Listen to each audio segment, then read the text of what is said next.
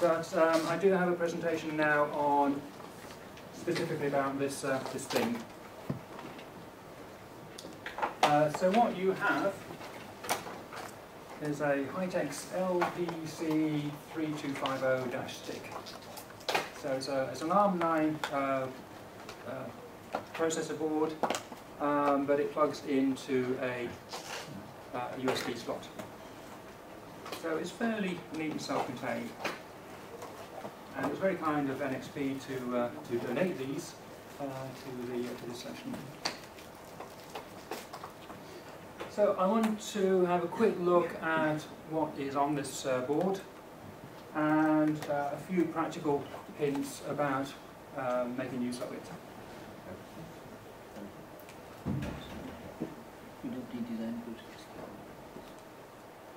So it's an ARM9 T6 processor, 266 megahertz. You've only got 32 megabytes or 64 megabytes of RAM. The spec says it should be 32 megs, but the ones I plugged in seem to have 64 megs, so I think we may be lucky. So, reasonable amount of RAM, 128 megabytes of NAND flash in a single chip. And then on the stick itself, it does have the support for Ethernet, USB, JTAG, and such like. But you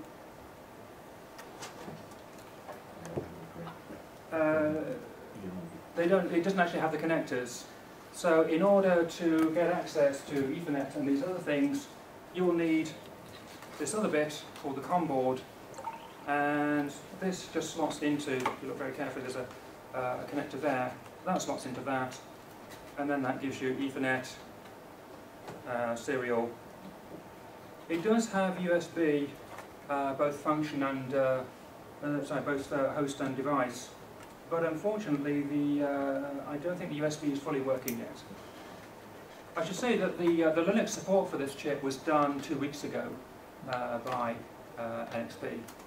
So this is a very new Linux implementation, and so consequently not everything is working. A guy called Kevin Wells has been breathing away at this and emailing me daily updates, and I've been trying them out. So it's not perfect. There are a few things that don't work, as we'll see shortly.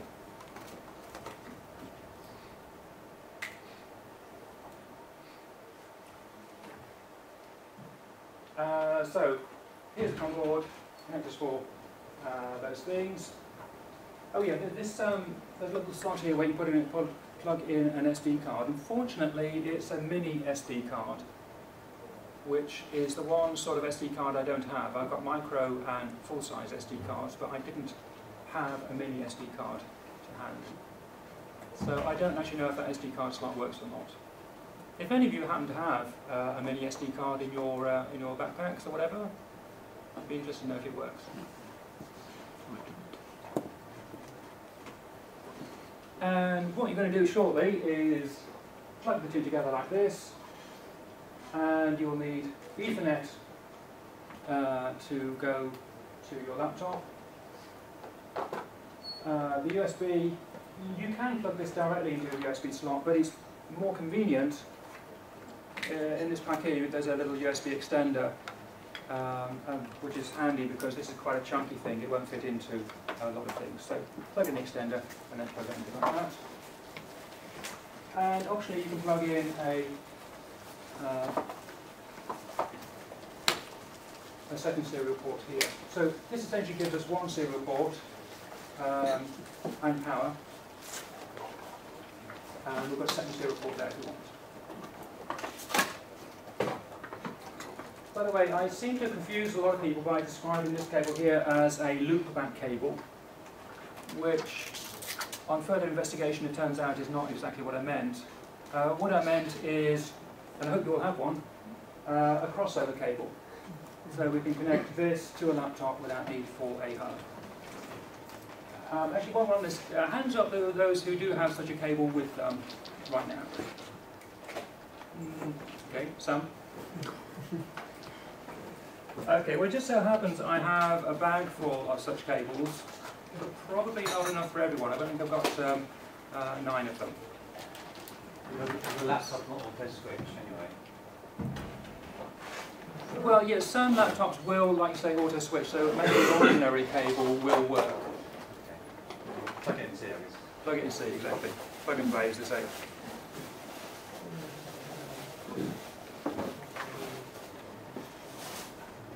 The toolchain, as I discussed already, is going to be an Angstrom toolchain because I wanted something that's fairly generic and was fairly easy for you guys to get hold of, except, well, I thought it was going to be easy for you guys to get hold of.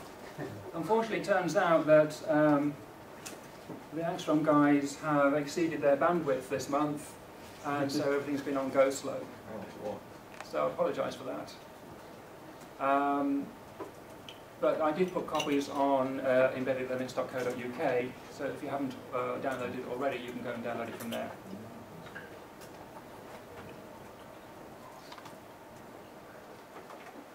So I did that because that's an off-the-shelf pre-built tool chain. If you want to go back to the origin of it, you can read these instructions here, and you can build your own tool chain. It will take quite a few hours and quite a few gigabytes, but it will do the job. And I would suggest you choose. When you build Open Embedded or Angstrom tool chains and such like, you have to specify a machine type. So you have to have some ideas of what machine type to choose. I would suggest using essentially anything with an ARM 96 core, and I use the AT91 SAM926EK as being a fair approximation of what we have on this stick.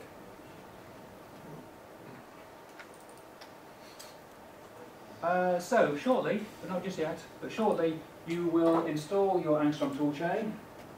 You will find it goes into user local Angstrom/ARM, and within that you'll have a bin directory which contains the cross compilers, and then there's a further subdirectory called ARM Angstrom Linux GNU EABI, and within this part of the tree you'll find you have user include and lib and user lib. So these are the development header files and libraries that you'll need to build your applications.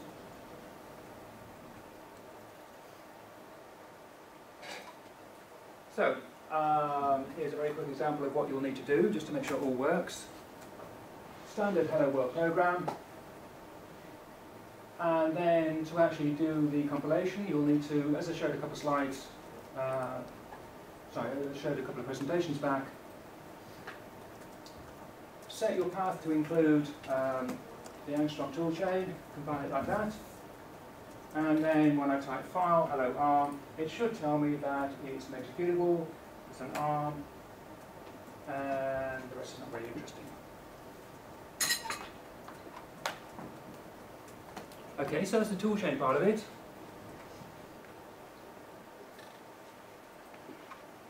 Actually talking to this stick is slightly complicated. Like I say, this has a USB to serial interface on it. But for whatever reason, High-Techs have decided to change the vendor and product IDs, which means that when you plug it in, Linux won't recognize it. Well, no big problem. It just means that you will need to load the driver, FTDI in fact, and pass in these numbers. The vendor ID is 6040 for High-Techs, and the product number is 26. So if you load this, doesn't really matter which way around you do it, but typically I would load this first, and then plug this thing in, you will find two new devices appear. Dev TTY USB 0, which you don't want because actually that's a JTAG interface, and TTY USB 1, which you do want because that's a serial interface.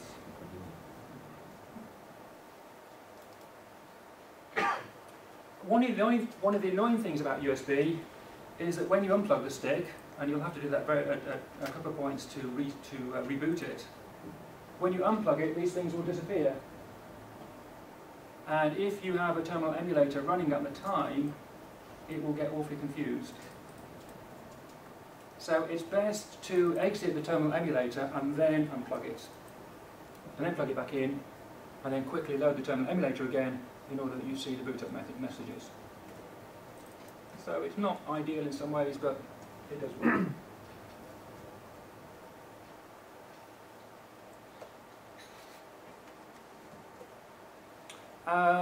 I've asked you to install Minicom, and if you all have, but that is the terminal emulator that I'm suggesting that you use. And you will need to configure Minicom something like this. Serial device will be dev TTY USB 0. The speed will be 115K. No hardware or software flow control. Standard stuff.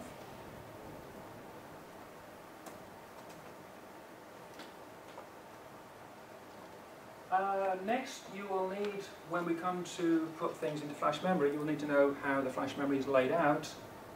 And it is indeed like this. We have a 128 megabyte NAND flash part. It has arrays blocks that are 128 kbytes each. So there are 1,024 of them. And in this diagram here, I'm showing the usage of those arrays blocks rather from 0 to 1,023. There is a chunk at the beginning for what I call the S1L, the stage 1 loader.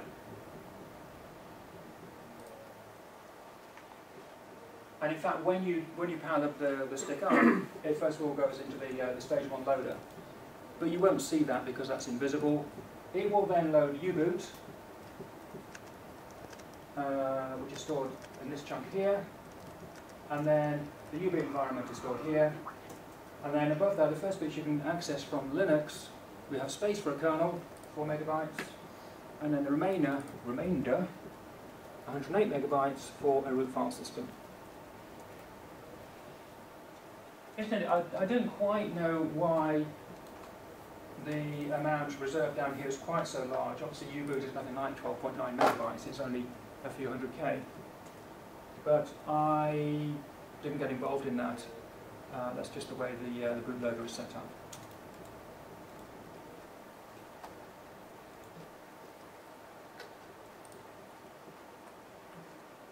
The kernel we have is 2.6.34.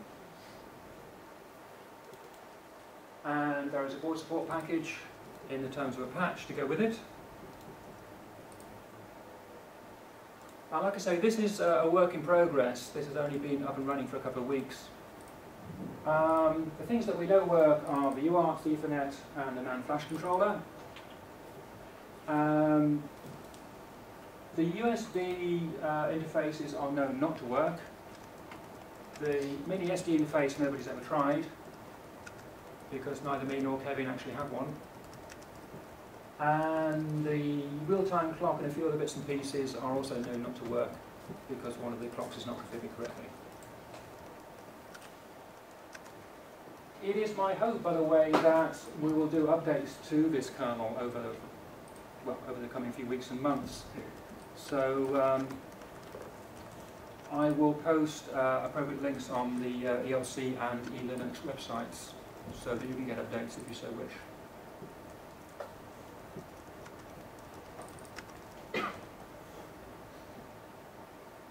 The root file system also is Angstrom. This I generated using their online builder. They have a thing called Narcissus, if you've ever looked at it. Essentially it's a web page. You go and select what machine type you want. Whether you want a console-only image, or you want a GTK or a Qt-based system, and a few other bits and pieces. So it's a nice, easy way of generating a root file system. So you go click, click, click, hit the button, and it comes back having done it all for you. The result is a root file system that's 39 megabytes altogether, which is kind of quite large, but on the other hand, we've got 108 megabytes to play with, so it doesn't bother me too much.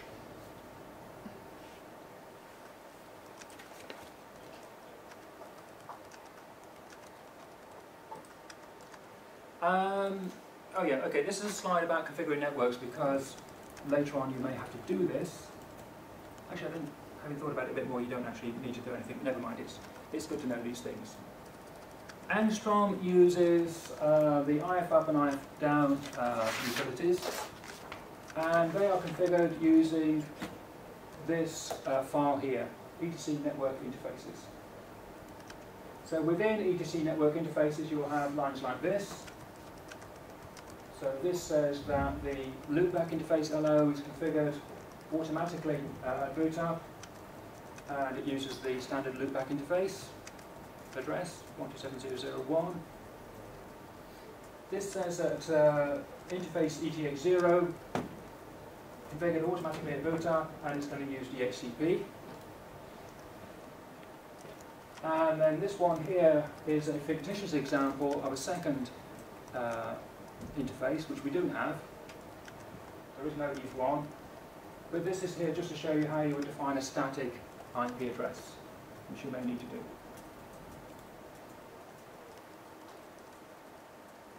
So having defined these interfaces here, you can then use the commands IF up and IF down to take an interface up or down. Parameter -A for everything, -A for all, or you can give a particular interface name, such as LO or ETH0 or ETH1.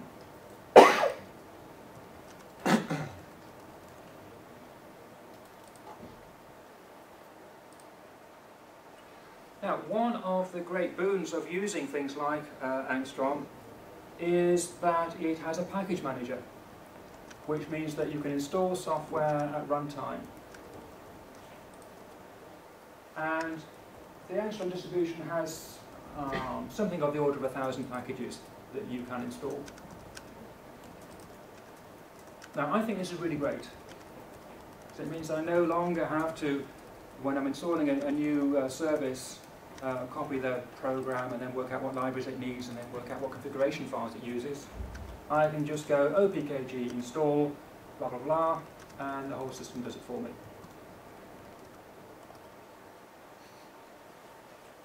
Handles dependencies, which is nice. If the package I'm trying to install has dependencies, it will install those first. And it has advantages as well that it tracks version numbers for me, so I know exactly what's installed. Downside is that the package manager itself is about 10 megabytes of code and data, so that takes up a chunk. And if you're going to use the package format, you pretty much have to follow the Angstrom way of doing things, which means you're kind of stuck with a System 5 init and other things. So it reduces your flexibility somewhat.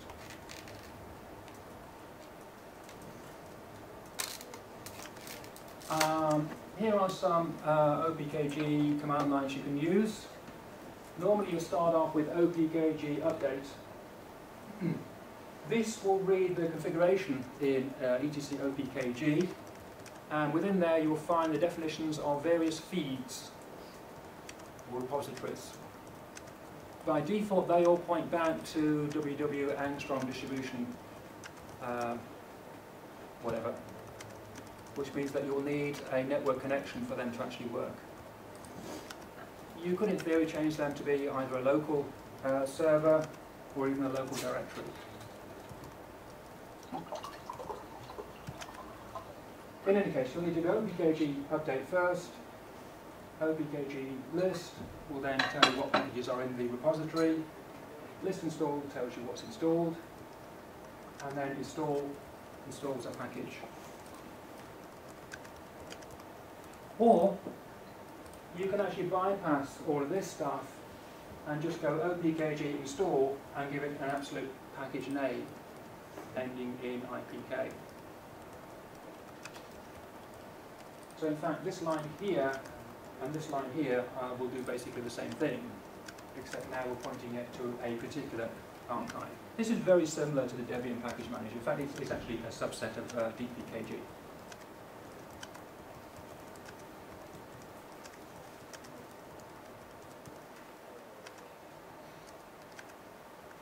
Right, the configuration that we are aiming for is you have your laptop, you will compile a kernel to produce a U image file. You will need a TFTP server set up and running, which I hope you already have. And typically that will expect things to be in the directory var lib tftp boot. So you copy your U image file in there.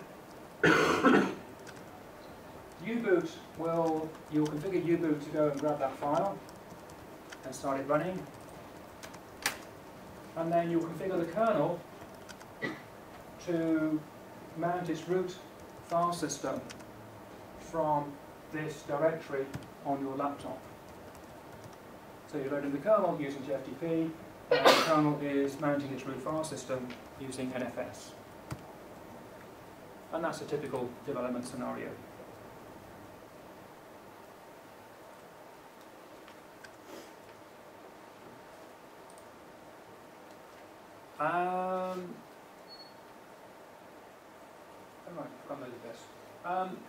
That URL will not work, so ignore that, but use the URL I gave you earlier. And as I said, just follow the instructions. Before I let you loose, a couple of things that are worth mentioning, further reading. First of all, you are, I think, already familiar now with my my website, Embedded Linux Co. UK, which I've used mostly just as a kind of parking area for this stuff, but I believe there's some interesting stuff there because I put it there. I should also reference the eLinux wiki page, which is a lot of good stuff there. And I meant to bring these books in. If you want some written material, then I highly recommend the Embedded Linux Primer by Christopher Hallinan, and also this book here, Building Embedded Linux Systems by Karim Yagmor and friends. Both of them excellent books. And finally, a bit of a plug for myself, of course. A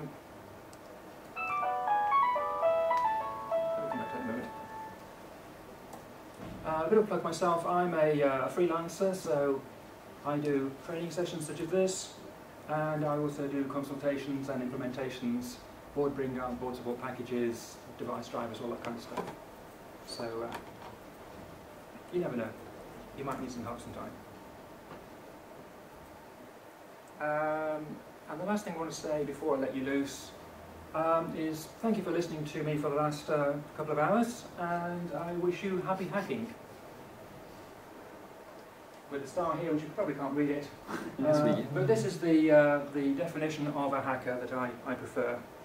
It's from RFC 1392, and it says, hacker, a person who delights in having intimate understanding of the internal workings of a system, computers and computer networks in particular.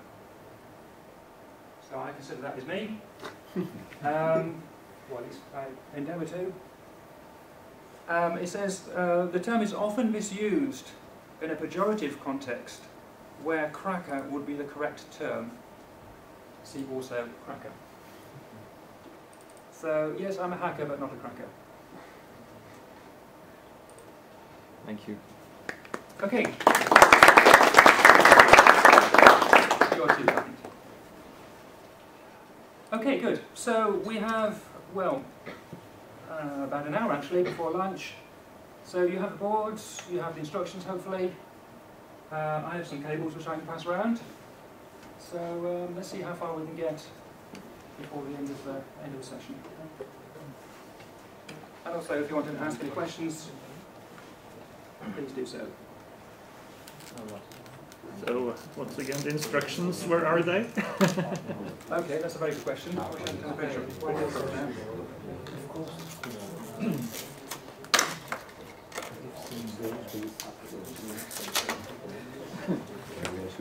Is there another power supply plugin? No, not at all. I'm part of the organization committee, but I don't have a USB stick myself. I sacrificed myself because I knew there was the exact number of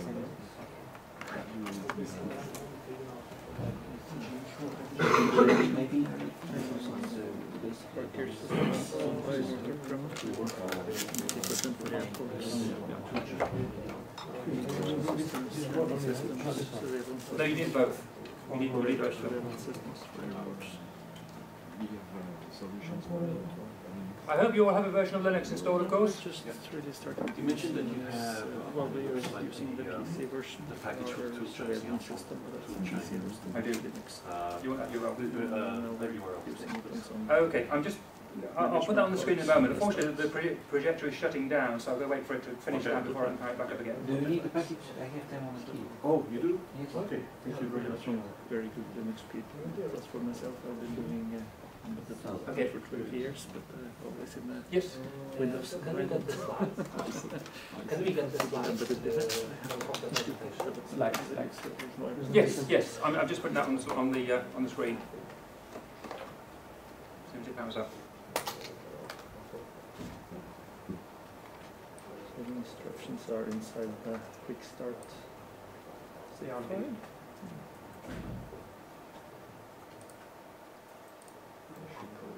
Unpack all the stuff and plug it in your.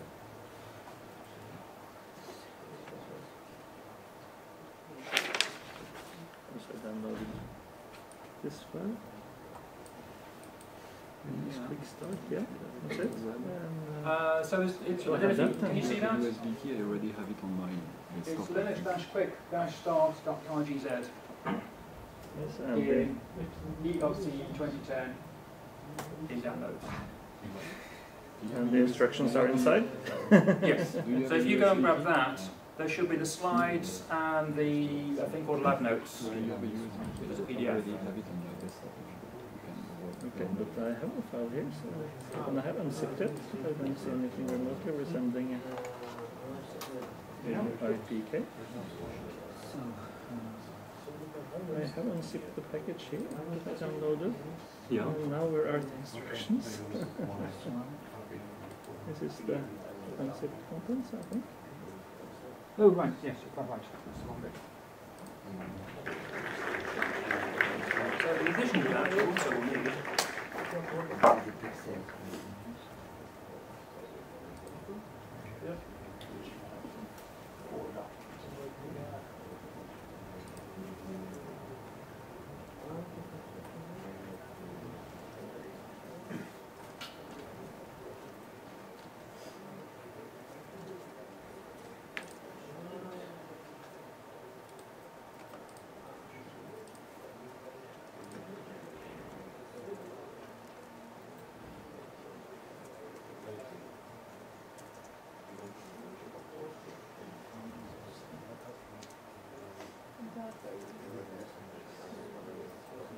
Quick start to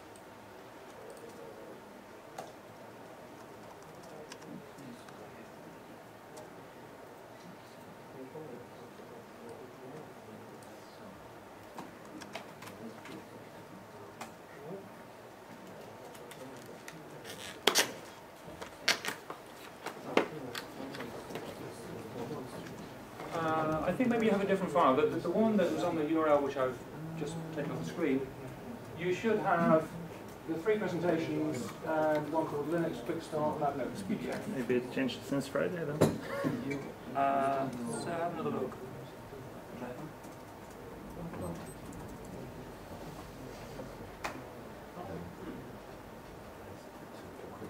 So that's what you want. Ignore my wibbles.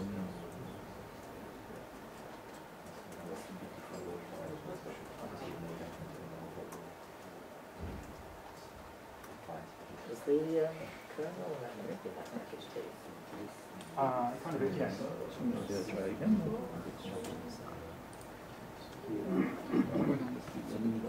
Yep. Your instructions for it? That's different. There are two different They're files. not in Is this it? one? Hmm? They're not in this one? No, So that the is one I the- downloaded on Friday. Well, Okay. Okay. maybe I could So maybe I two have to try separate to names. download One it is in again. the directory ELC-E That's right. This was zipped it and there's And that nothing. one's See? yes. That should What directory are they in?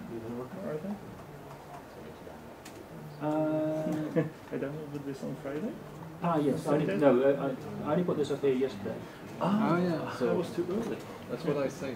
Well, no, there are two separate. If you have a USB key, I have the file. I can give it to you. So I download There are this two one. separate files here, which I mistakenly given rather similar names. The one highlighted here contains the presentations. The one with a very similar name, but without in a higher subdirectory, contains the kernel and the patch and a few other things. So which one do I have? So you need both of Okay, I them. have the one thing with the kernel. And in fact, I think the only difference between the names is one has a dash and the other one doesn't. Apologies for that. That's what happens when you do things in a bit of a rush.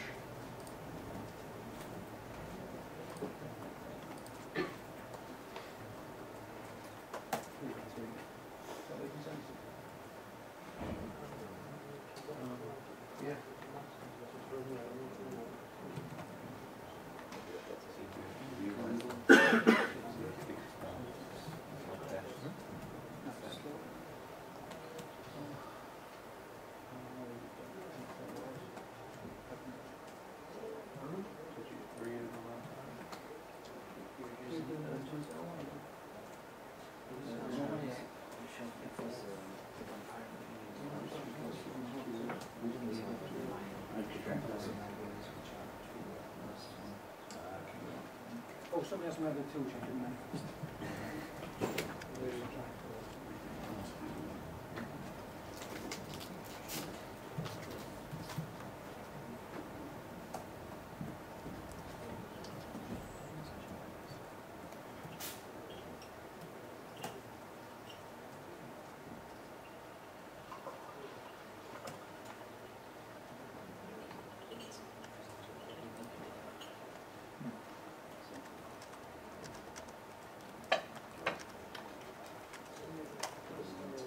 Is the page not found? Did I type something wrong here?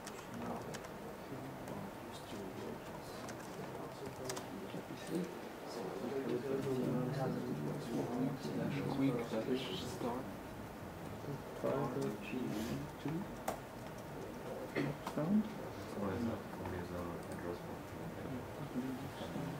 Okay.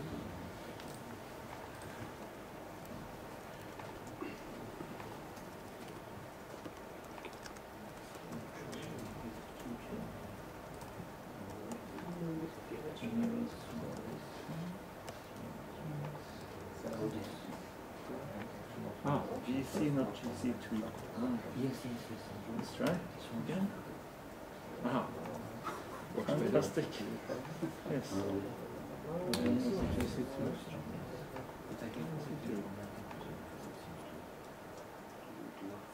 So the other one was the kernel. Do you have it or? Yeah, it's in here. Good. Probably going slow. Yeah, I think that's not so big. You can already yeah. It's done.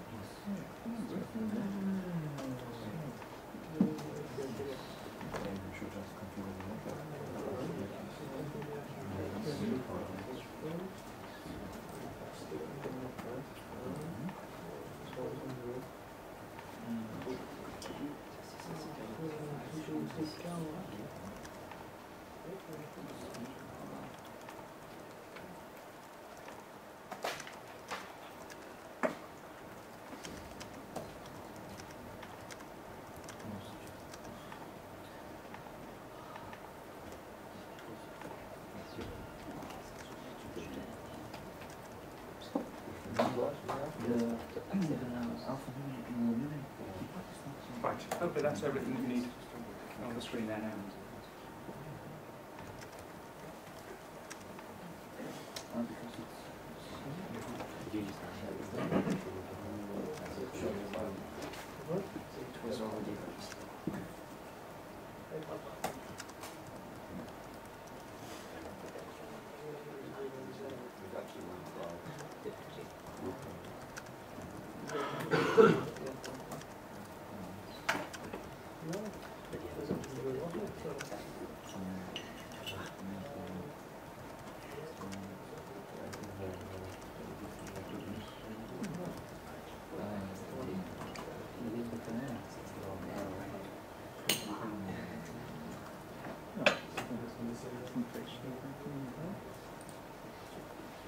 No, same. Could be more, we got to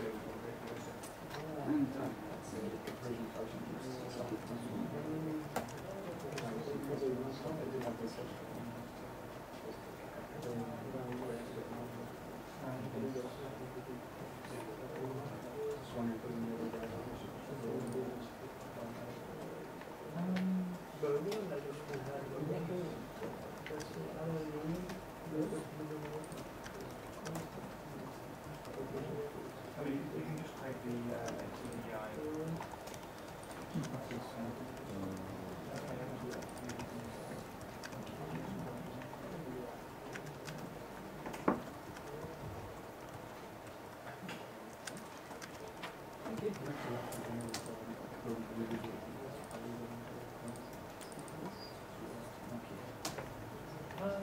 Normally you do, you see the geometry where the module occurs in the code here, and just like, you know,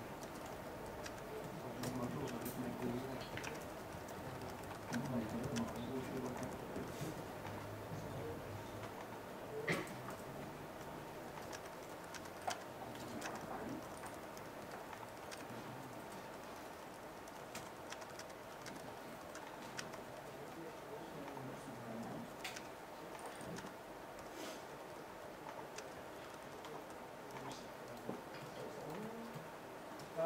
no, I would try and say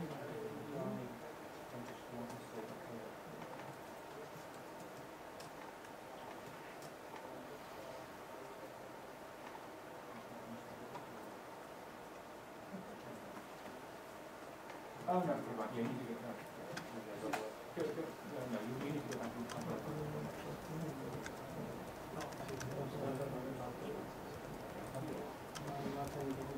So now you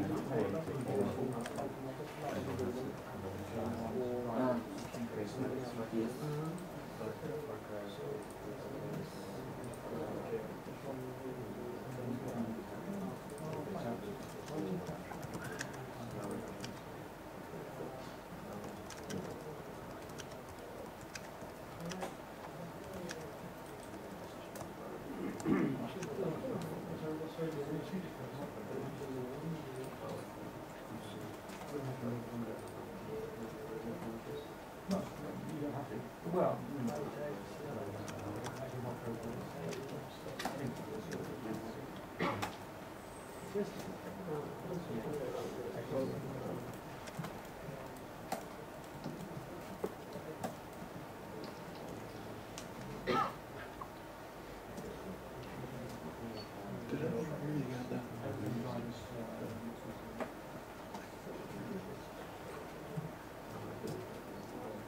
I think it's not more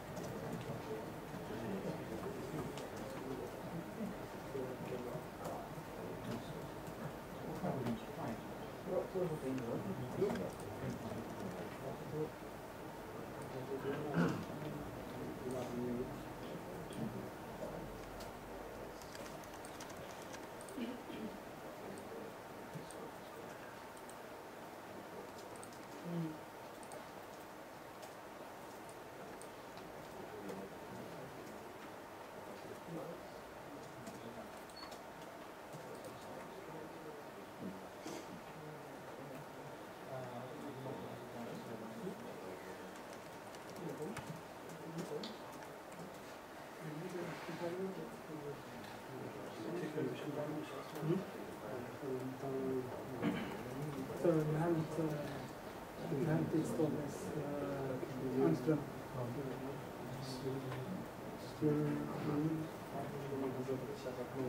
I have it on the DVD.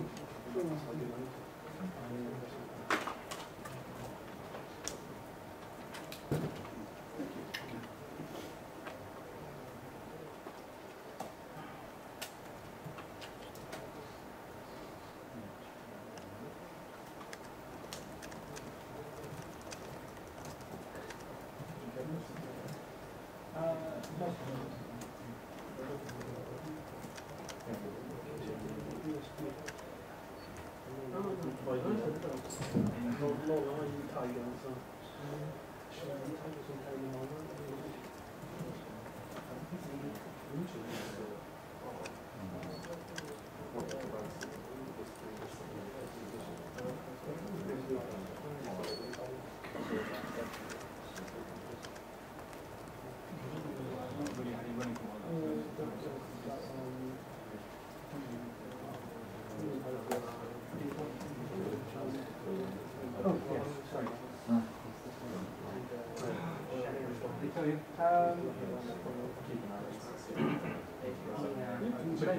Maybe you just have to do a full make.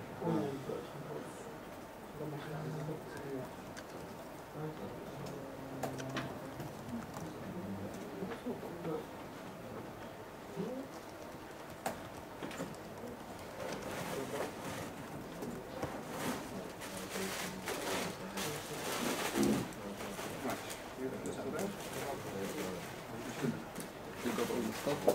Well, I have the shard and the parts, I think, and I even have it. Maybe I'll start where cross over, it or rather, to be, yeah, so cross over. I'm supposed to set that off, so I'm trying to find these files. Who needs a cable? Which one? The profile or the... Well, sometimes they do not exist, you have to create Oh, yeah, where to create them. It's the So same. if you just say EI, you can do it for you. I'll check my message. It's the same or Yeah, okay. Is this your home directory? No, not really. I have the files in the first place, and I'll move them to the location. So this is your home directory, right? What's happening in the Yeah, it looks like it. This is the Linux tutorial. Doesn't it? We're doing embedded Linux. No. Quick start. It is the embedded Linux quick start tutorial. Maybe not.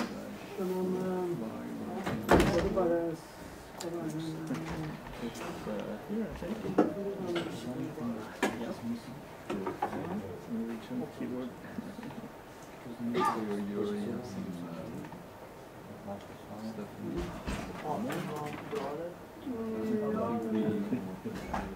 It doesn't really work very well. Just have to watch the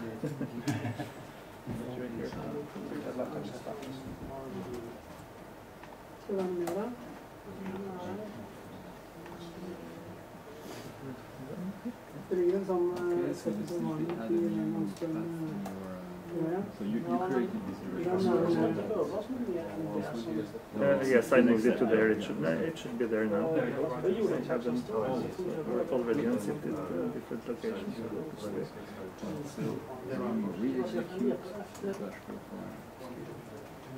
Otherwise, you have to restart your terminal. Isn't it just root? Yeah, Okay, so if you tone specifically.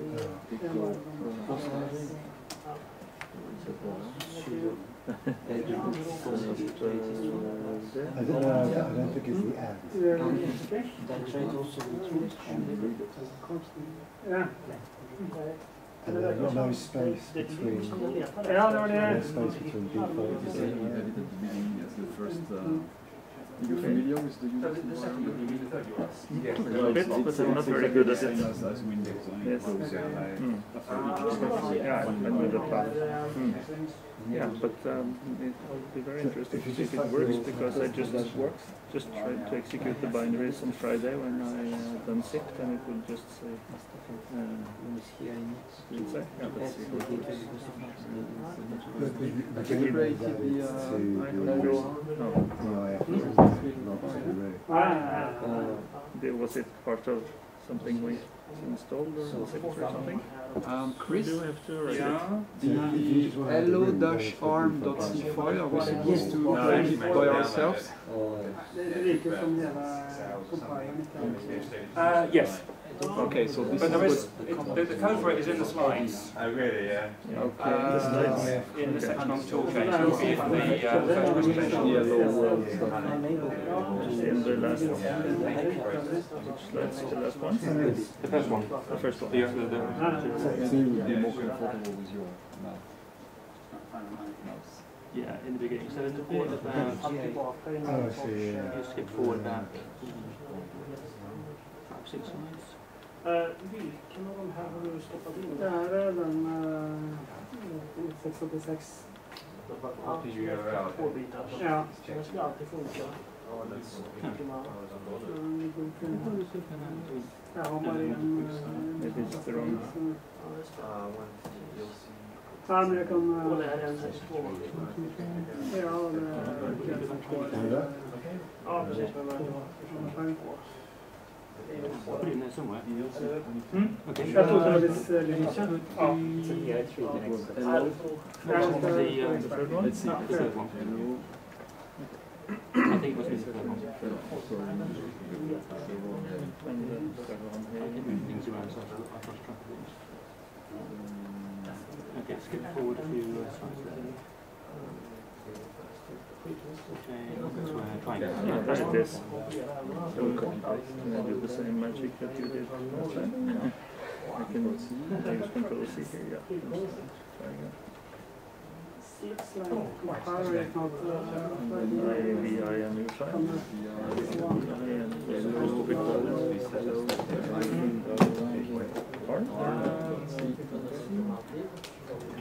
Click on that page. So C, insert, click on the middle button. This one is 686. No. Okay. It's a 32-bit or is it 64-bit? This is 32-bit. What do you bring? I think it's... Fantastic. And the save is The same is always some magic. escape to go out of the mode and go shift. I'll make a quick, I have a quick start guide somewhere. Okay. Now, So now we should be able to find stuff. let's see that maybe should I use the command? Yeah, it's You don't need to do it because we put it in the but bash we have profile. we're supposed to have the course notes somewhere, or does did it close the course notes? Disappear? Maybe it's it's There we go. probably- There we go. There we go. So this is what we wanted then.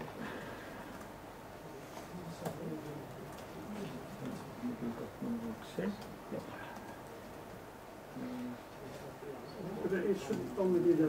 That's what it said on not Friday so to the... segmentation. When When I tried to run the tools on this, I have no idea why. Don't have to run that. We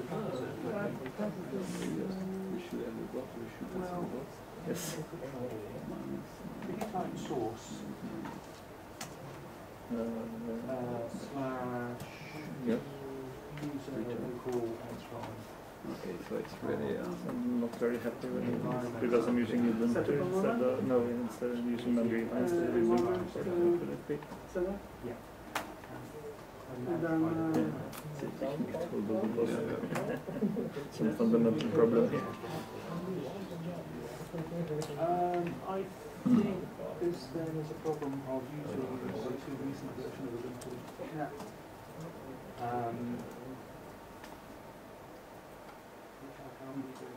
No.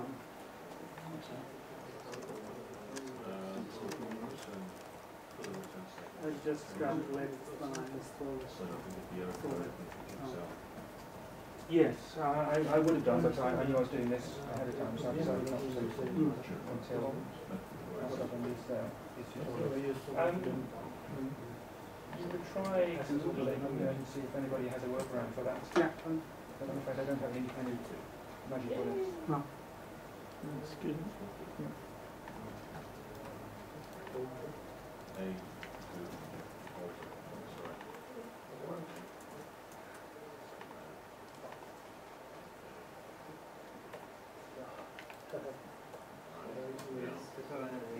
Yeah, I'm running it in the VM, so it's always more painful.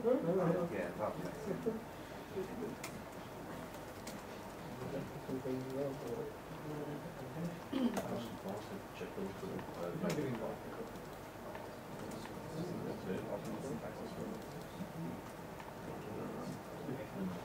I mean, there's a bunch of things you need to do before you get to that point anyhow. To Toolchain and You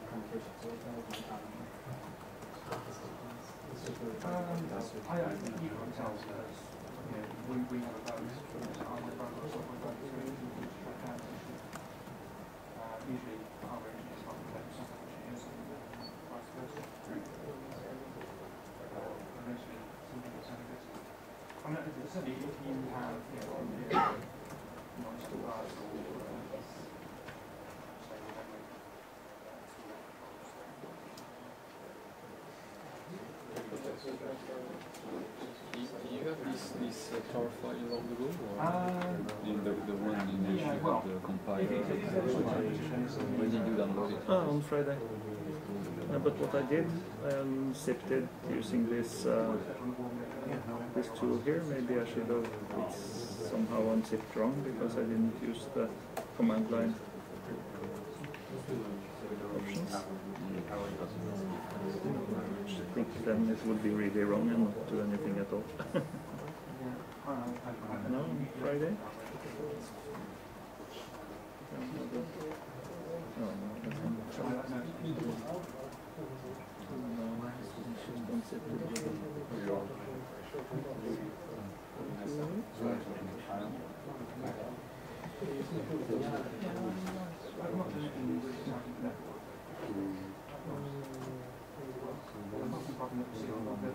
Chris? Chris?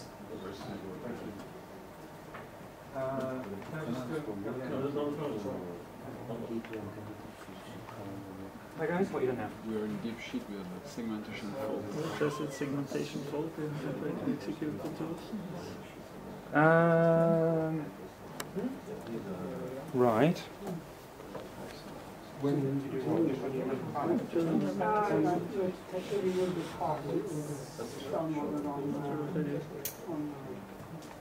Okay, which operating system are you running?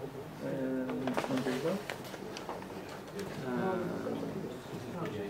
Recent I've only tried it on Ubuntu 10.4, so I guarantee it works on Ubuntu 10.4. Okay. TT. Okay.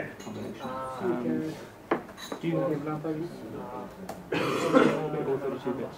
It's a 32-bit. What are the best? The best of my knowledge, yeah. Regular Intel core CPUs.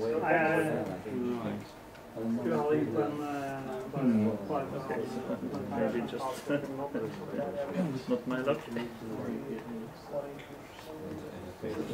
Or some other new Linux. Since that's what I had. How old is it? Check. I was just trying to uname what you say and see what kind of version it is. 6.29.6.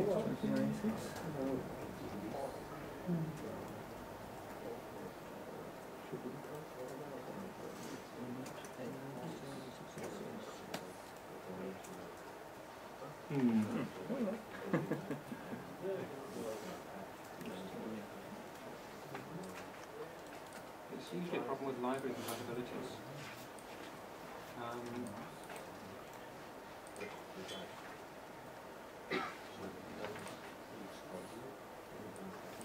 I don't know. I don't really have a solution to that. Okay.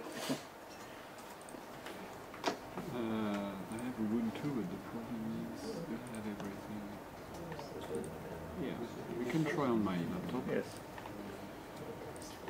The only thing is I don't have your... You have the instruction, I have the tar file. Yeah, very good. So what's the directory where we must unarchive the thing here? It's in USR local, right? USR local, tar xvz. Yeah. Oh, really? Oh, that's really This would be this one, right? XVZ desktop. ELC-E, Yeah, exactly. I used to work in coal mining. So all machines on the ground are controlled by computers. And yeah, a crash there would make several tons of coal and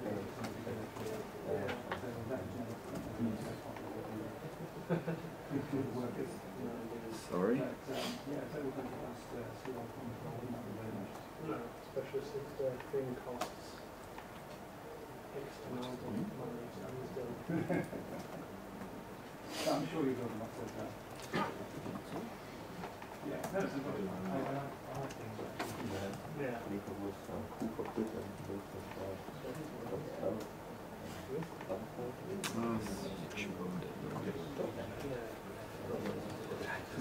Group other plus W local.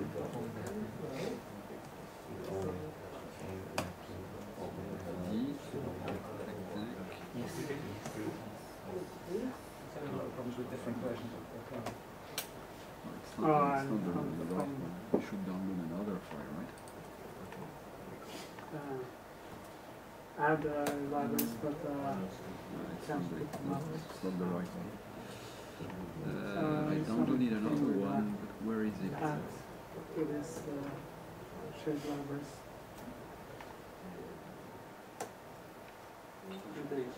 Okay, let's download it again. So, So what's the file to download?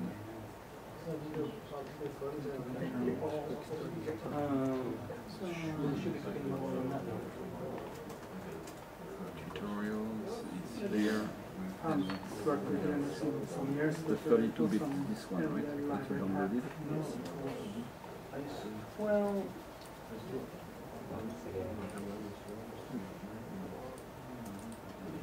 Oh, no, don't. Yeah, because then you go to the Angstrom site. There's a copy here somewhere. Because that's takes forever to download. It takes 3 hours or something to download for the Angstrom site. So I think it's somewhere on the. It's in the same directory, I think. In this catalog, I think, too. In this directory. This is the one I just downloaded. Yeah, but in this directory, I think there's a copy of that one too. Oh, really? One too. Yeah. Because Chris put it there on Friday when I complained, or when we complained.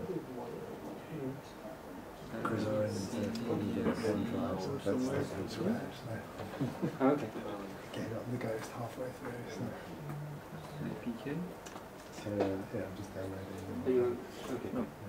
Oh, well. Was that working okay? So far, so yeah. Friday, somewhere. Do you have it on your laptop? Yeah, certainly. Do you have a USB key? I have it in my room across the hall. I can go and get it. USB key. You want? You would like to Just to try. It's on the USB key.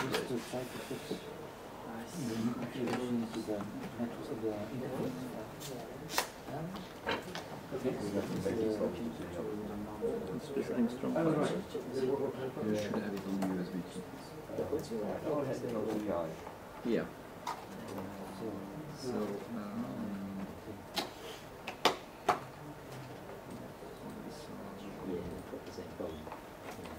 So, but that one would prevent it. I don't think it's a different way.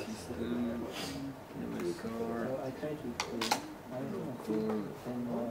add root gateway. That's add root gateway. No, you have to do it through the network manager. Unless you really want to. To the graphical level. Yes. That's the only thing that seems to work.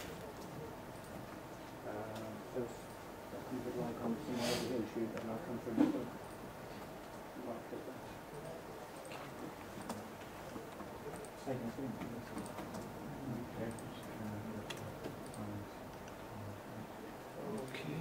Okay, you still having problems with that? Thank you. No, we'll get past that. Okay.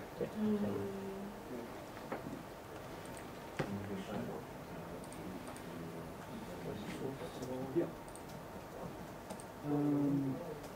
But you should.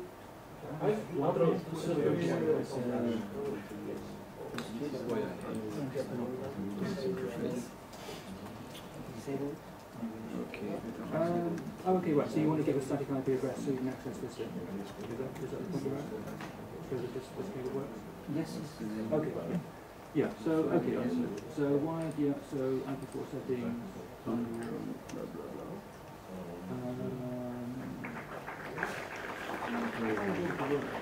Oh, So, 1121, yeah, that'll be fine. Well, except I'm expecting 1, so you've got 15, but we can do that. It's .1 or .0? It's .1. Okay. So that address should work. So you don't need to go away. So just hit the apply button there. extract.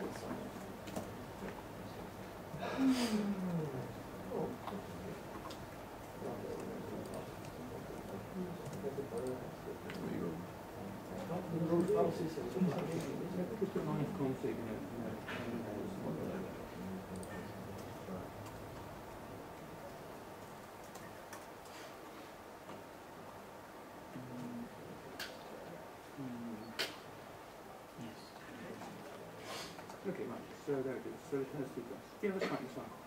So just remember when, I think in my examples, I assume that we've got 1.1. Yeah.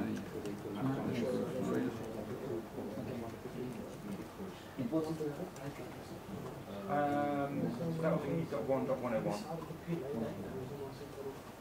So it's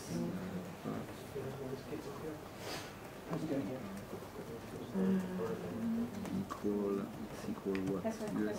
USR local, it's the Angstrom.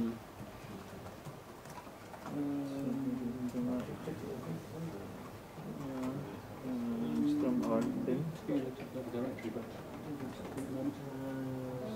So you've downloaded the file.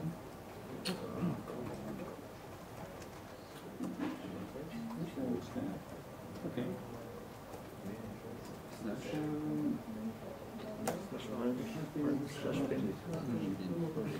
Have you downloaded this just now?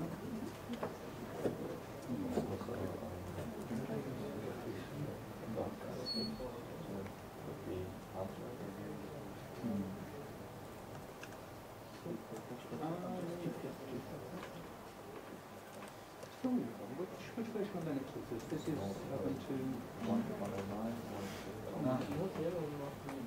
No. Angstrom, assuming that it's already, yeah, we got it. GCC. So now let's do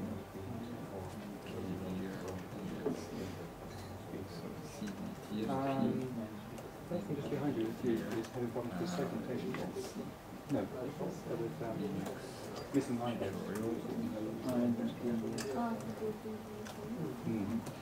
I've never pressed that there.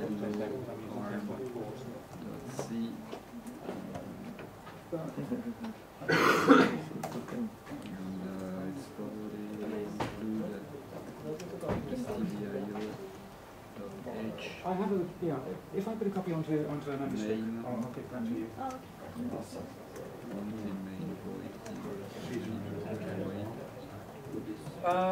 Gentleman back there has having problems with 1010 and missing libraries or shared libraries not uploading, which I don't have a solution to. Yeah. Listening. No. Yeah. My C is far away. You need to be in the same directory Print F. as. Arm. No, you need to be in the Linux directory. So you should have untarred your Linux. Return. So you need to be in 0. Linux /2.6 comps. We're good to go. Close enough. So then arm. Okay, so GCC, where's the right? Linux? Well, it's pretty long. Hopefully you have the completion. The completion, low arm. You must have done that. Doing that creates something. Yeah. Hey. Well, the Yeah, thing is we cannot execute it So because just do